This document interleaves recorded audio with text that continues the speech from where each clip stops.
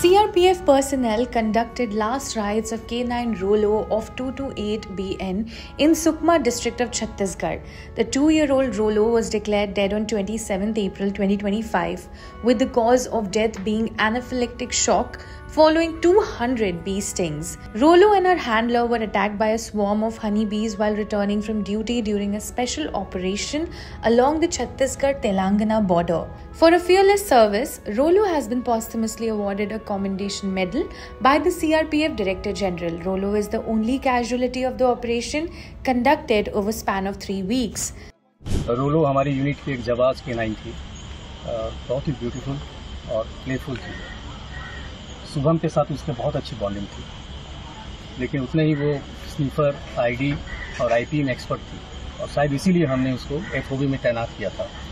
मुझे याद है जब हम पहली बार एफओबी के लिए धर्मावरम से निकले, रोलो सबसे आगे चल रही थी और उस समय भी उसने आईडी डिटेक्ट की थी और लगातार जो ऑपरेशंस हुए वहाँ पे एफओबी में वो सबसे आगे ही चलती रही। स्पेशल ऑपरेशन KGH में 22 तारीख को ये लोग गए थे।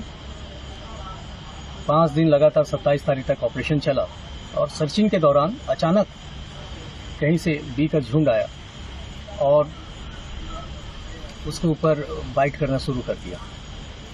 बहुत बचाने का प्रयास किया गया, लेकिन हम उसको बचा नहीं पाए। लेकिन उसका बलिदान स्मरणीय है हमारे लिए और शायद इसलिए महानिदेशक महोदय ने रोलो को DG और कमेंडेशन सर्टिफिकेट से नवाजा। अभी रिसेंटली हमारा डॉग K9 रोलो का एक्सीडेंटली डेथ हो गया। तो हम जब ट्रेनिंग में जाते हैं, डॉग ट्रेनिंग में बिल्कुल 30 दिन का बच्चा हमको इशू किया जाता है। वहाँ उसको बच्चे की तरह पालना, उसका देखभाल करना, साथ ही में ट्रेनिंग करना एक हैंडलर का जवाबदारी होता है। हैंडलर के और डॉग के बीच में जैसे बच्चा और एक पिताजी का रिलेशन होता है, ऐसे एक इमोशनल अटैचमेंट हो जाता है। तो 1 साल का उसका आईडी, आईपी और असल का ट्रेनिंग करके हम 228 बटालियन में आए। ट्रेनिंग के दौरान उसको K9 बेस्ट टीम से भी ऑनर किया गया।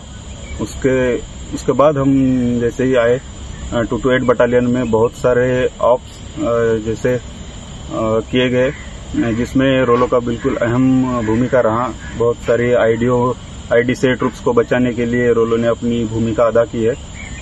बहुत सी ड्यूटियों में अपने ट्रूप्स को सेफली लेके जाना और लेके आना एक अहम रोल डॉग रोलो का रहा है। उसके बाद रिसेंटली एक नक्सल विरोधी बहुत बड़ा KGH में ऑपरेशन चला है, उसमें भी डॉग रोलो को तैनात किया गया था, जिसमें डॉग रोलो ने अहम भूमिका निभाई अपने ट्रूप्स को आईडी से बचाने के लिए और एरिया को सर्च करने के लिए। उसमें बहुत अहम भूमिका थी। 22 तारीख से 25 तारीख तक बहुत सी दुर्गम परिस्थितियों का सामना करते हुए भी रोलो ने अपना ड्यूटी बिल्कुल चालाकी और चुस्ती से किया। लेकिन सर्चिंग करते करते जहां एक जवान नहीं जा पाता, वहां पे K9 रोलो जाने की और सर्चिंग करने की कोशिश करते हुए अचानक से मधुमक्खी का उस पर अटैक हो गया। उसको बचाने की कोशिश में डॉग हैंडलर मैं भी बुरी तरह से घायल हो गया। फिर भी उसको बचाने का सारे ऑफिसर्स द्वारा और जवानों द्वारा पूरा कोशिश किया गया। मौके पे फर्स्ट एड दिया गया। फिर भी जैसे मेडिकल फैसिलिटी में लाते लाते K9 रोलो की डेथ हो गई। हमको बहुत दुख होता है, जैसे हम डॉग को बिल्कुल बच्चों की तरह पालते हैं और उसके साथ इतना इमोशनल अटैचमेंट हो जाता है कि घर का बच्चा और डॉग, उसमें हम कभी ये नहीं करते कि कोई दूसरा है। Home Minister Amit Shah visited AIIMS Trauma Center, New Delhi and checked on the health of the security personnel injured in the 21-day-long anti-Naxal operation. Security forces carried out a 21-day-long anti-Naxalite operation called Operation Black Forest near Karegutalu Hill at the Chhattisgarh-Telangana border. Arms and ammunitions were also recovered by security forces in the operation.